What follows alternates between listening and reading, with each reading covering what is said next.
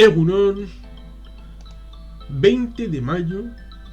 de 1989. Las autoridades chinas decretan la ley marcial ante las manifestaciones a favor de la democracia, preparando el escenario para la masacre de la plaza de Tiananmen. Aún hoy es un tema secreto y tabú en China, cuando no señalando que hicieron las autoridades mucho bien y mucho maravilloso. Todo estupendo, todo fetén, todo en perfecto orden de revista. No es posible entender la masacre de Tiananmen y esta declaración de ley marcial que abrió las puertas a dicha masacre, cuyos términos todavía son secretos y no se sabe ni siquiera hoy cuántos muertos y heridos realmente hubo. Muchos más de los declarados oficialmente, eso seguro, porque, por ejemplo, ahora tenemos ya con más de un año de las circunstancias sanitarias que estamos viviendo, pensar que hay poco menos de 5.000 muertos en China, cuando hay decenas y cientos de miles de muertos en otros países, incluso cercanos como por ejemplo la India, o en México, o en Estados Unidos. Pareciera absolutamente irreal que el epicentro fuera el lugar número 80 del mundo por término de fallecidos. Están mintiendo, eso es evidente, como por ejemplo mintieron con el tema de Tiananmen. Claro, todo ese asunto deriva de la estrategia derivada del Politburó, que en los años 50 eran 4 miembros y 2 estaban en contra de aquellas colectivizaciones del plan quinquenal, es decir, que para que ellos mismos estuvieran en contra de aquellas hambrunas provocadas e inducidas por unas políticas dogmáticas, irracionales y sanguinarias, al fin y al cabo. Pero claro, uno de los dos que estaban a favor era Mao Zedong, que era el máximo líder y la cara visible de la revolución china. Y por lo tanto tenía batuta y derecho de veto sobre el resto de los miembros del Politburó. Y luego vendrá la lucha interna e intestina, después de 20 años de revolución, con la revolución cultural, que en Occidente fue algo así como interpretado como, bueno, incluso los intelectuales están aquí, ¿no? Era una lucha de poder en el que Mao Zedong, que había sido retirado en el año 60 del poder, trataba de recuperarlo de la manera que fuera. Y aquí interviene, por ejemplo, la biografía del actual líder, Xi Jinping, que después de Hu Jintao y Jiang Zemin, unos años y décadas precedentes, que establecieron como límite de mandato 10 años, un arco de poder personal, y ahora trata de ser como Mao Zedong, lo cual es curioso porque trata de establecer la idea y la noción de que este líder, amado líder, fue un campesino toda su vida y fue un egregio trabajador del campo que de sus labores manuales surgió el liderazgo hacia el futuro y el mañana de la patria confucionista, en verdad. Porque China ha cambiado mucho para volver a ser la China imperial de siempre, como dice mi amigo Alberto Pleguezuelos. Todas estas vicisitudes y circunstancias de un cargo orgánico del poder comunista en los años 60, que fue purgado por Mao en la revolución aquella de los puestos intelectuales, con el libro rojo de Mao y con la esposa de Mao estableciendo los cánones de las 4 cosas que se podían establecer en ópera y en música, fue purgado y lanzado a la estratosfera de las afueras del poder, para luego ser recuperado como posteriormente con el líder, aquel Hu Yaobang, el ex número 2 del Partido Comunista, y era amigo de Deng Xiaoping, que fueron restaurados en los años 70. Como dato interesante, hay que recordar que el que era líder del país fue asesinado y ejecutado en el año 68, fue asesinado en secreto. Bueno, no fue asesinado en el año 68, mucho mejor. Fue metido en una cárcel secreta, murió entre sus propios excrementos, a la propia familia se le dijo que había muerto hasta 3 años después, y al país no se le reconoció la muerte, haciendo la ficción de que estaba vivo, hasta 10 años después, hasta el año 78. Es decir, el juego de sombras del Partido Comunista Chino y de las circunstancias del partido en la China revolucionaria. Eso da la mentalidad para cuando se muere este líder, el número 2 del partido y del país en el año 87, que era considerado en cierta medida como liberal y de la ración aperturista, pues los seguidores de una mayor apertura y democratización, porque están viendo en la Unión Soviética la glasnost y la perestroika. No hay que olvidar el tiempo presente de esos años 87-89 y la apertura en la Europa del Este y todas aquellas circunstancias de la primavera en el marxismo, leninismo y maoísmo, pues están estableciendo puentes respecto a una mayor apertura económica, una mayor apertura social, política y una forma de establecer los negocios que en cierta medida derivan de aquella diplomacia triangular de tiempos de Henry Kissinger, en el que en los años 60 no se dieron cuenta los estadounidenses o no quisieron entender aquella pelea fratricida de frontera del año 64 como algo disruptivo para la lucha entre la Unión Soviética y los estados chinos,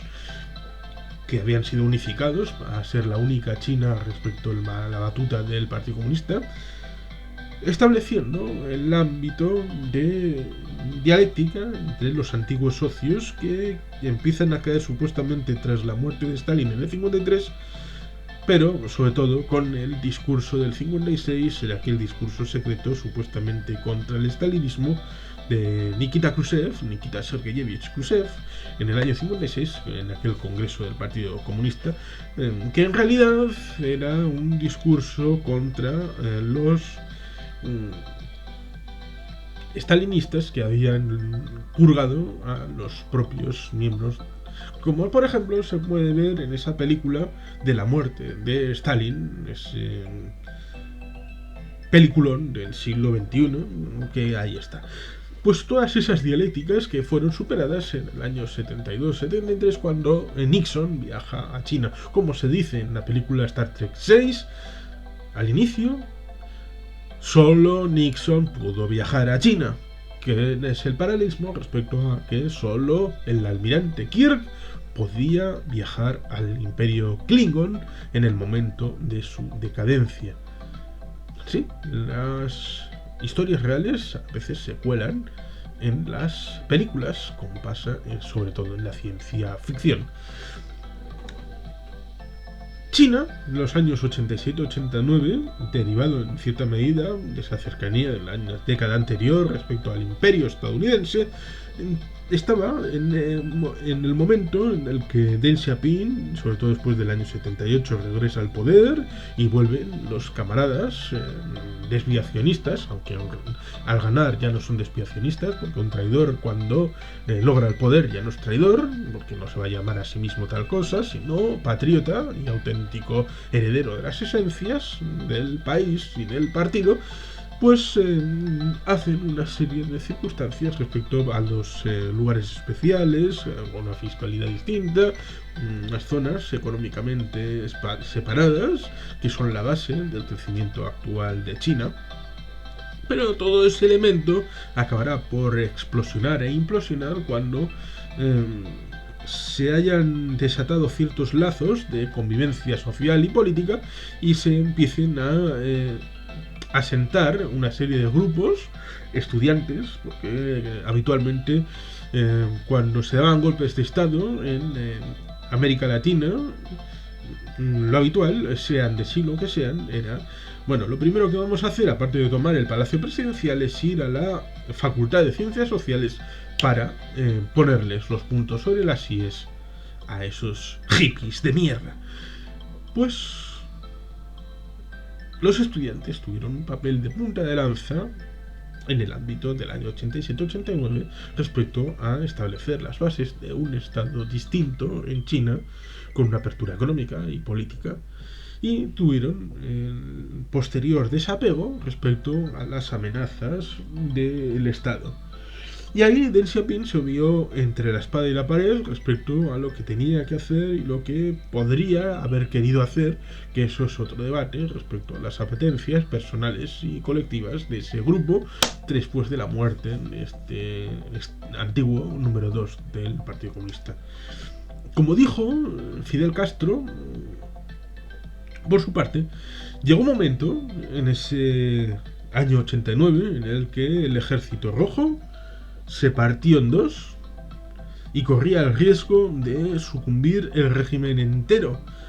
Y ante esa circunstancia supongo que Deng Xiaoping dijo, bueno, pues por la paz una Ave María, vamos a liquidar estas circunstancias porque estos me están pidiendo ya demasiado, mucho más allá de lo que es planteable y posible establecer en las reformas políticas y económicas, porque lo que queremos es hacer lo contrario de lo que han hecho los soviéticos, porque en ese año 89 Gorbachev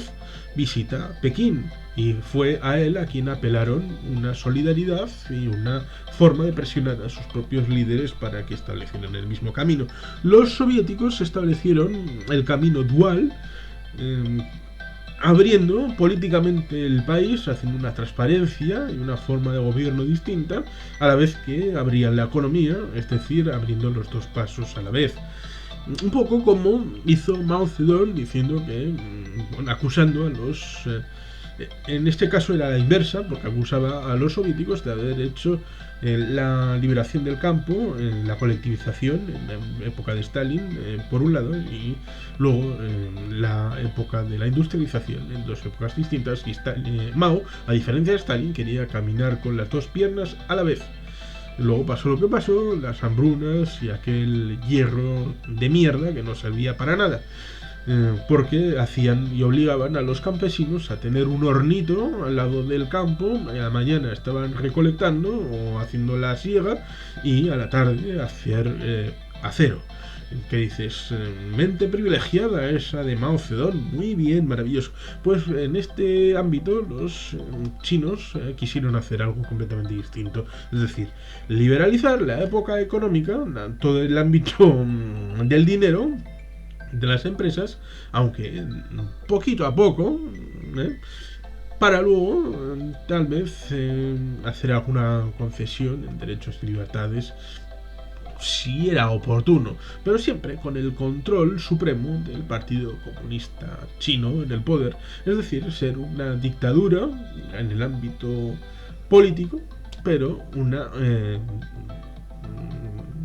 dictadura capitalista, porque hoy en día,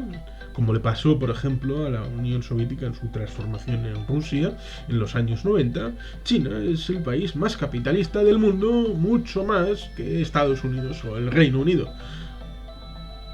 Y por lo tanto, esas bases y circunstancias están ahí para ser estudiadas.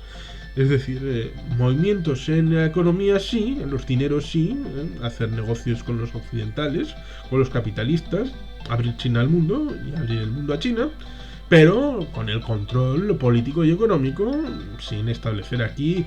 cosas así asamblearias o de democracias liberales o de esas cosas que evidentemente la justificación es que no han tenido ningún recorrido histórico en China. Ya, claro, pero eso mismo lo podrán decir, por ejemplo, en Japón, eso de la democracia, que hasta mediados del siglo XIX no hubo una tradición de democracia liberal. Claro, pero ahora Japón es una democracia absolutamente consolidada, como por ejemplo también lo es Taiwán, desde las elecciones libres del año 2000 a la presidencia del país. O como lo puede decir Corea del Sur, que está prácticamente en el año 88, prácticamente a las puertas de los Juegos Olímpicos del año 88 en Seúl, había sido sobre todo una dictadura de signo derechista, sí, pero una dictadura. Lo mismo que en el norte había y sigue una dictadura del partido Juche. Y ahora nadie duda que Corea del Sur es una democracia consolidada. Y por lo tanto, esas justificaciones en la historia no tienen ningún pase en una dialéctica real, más allá de, como decía Mao Zedong, mi poder empieza donde termina la punta de mi fusil. Es decir, la fuerza, es decir, el poder, es decir, la determinación de las armas.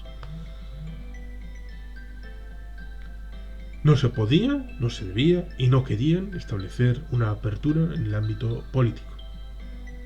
Y eso devino en esas circunstancias posteriores respecto a la matanza después de la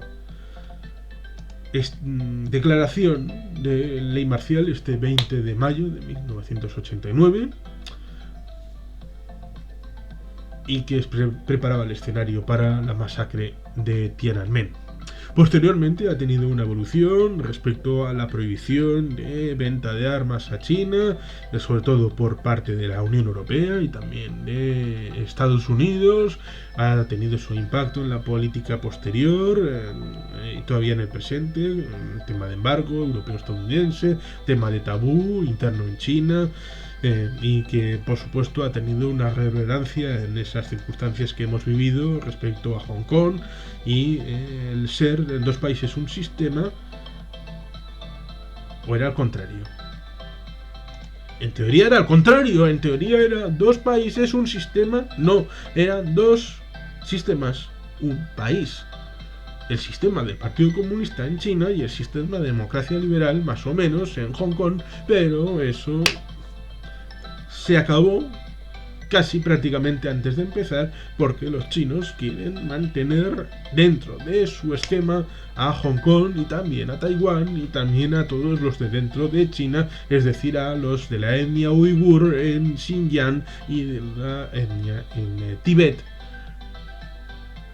para dominar desde la etnia Han a todos y a todo en la vuelta del Imperio Celestial a la Tierra, con los nuevos mandarines del Partido Comunista y el nuevo emperador Mao Xi Jinping. Esta es la China que tenemos y el pasado debe recordarse para todos y para todo. La matanza de Tiananmen, esta protesta frustrada por la fuerza de las armas, por el Partido Comunista y por los líderes del momento. Memoria y reconocimiento. Y sin más,